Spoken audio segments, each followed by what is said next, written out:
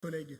Alors, comme la tendance aujourd'hui est plutôt à gagner du temps dans cette assemblée, je vais éviter de répéter ce qui a déjà été dit par un certain nombre de nos collègues, notamment du PCF et du PRG. Simplement rappeler que nous sommes, bien entendu, tous ici d'accord sur le caractère impératif d'améliorer la desserte et de désengorger la desserte du Val-de-Saône jusqu'à la métropole de Lyon, à tel point que c'est un axe qui avait été inscrit dans le CPER sous la précédente mandature.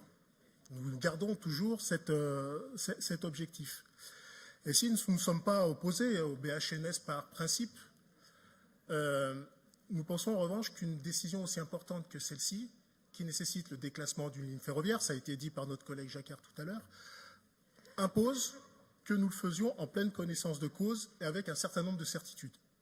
Ça a été dit, là aussi, nous avons demandé le report de cette délibération parce que nous n'avons reçu les rapports d'études que mardi dernier, c'est-à-dire 2 jours avant notre assemblée plénière et après la commission transport, ce qui n'a pas permis d'avoir un débat serein.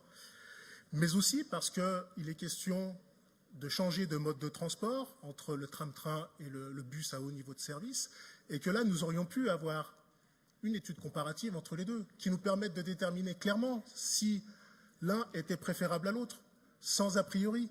Là, ce n'est pas le cas, nous n'avons pas eu cette étude comparative, et c'est regrettable, parce que le BHNS peut avoir des intérêts, évidemment, le dessert du cœur de l'agglomération et le lien avec le réseau TCL, métro, tramway. Mais là, les études que nous avons ne nous le montrent pas.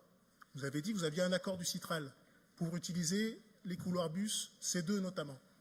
On ne le voit nulle part dans les études qui nous ont été transmises. Donc ça pose quand même question. Ça a été dit par notre collègue Jacquard.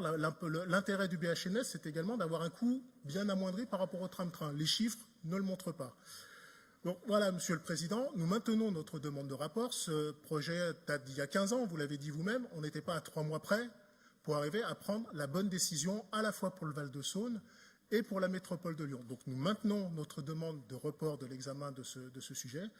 Et même si nous ne savons pas si le tram-train sera mieux ou si le BHNS sera mieux, nous ne voterons pas cette délibération.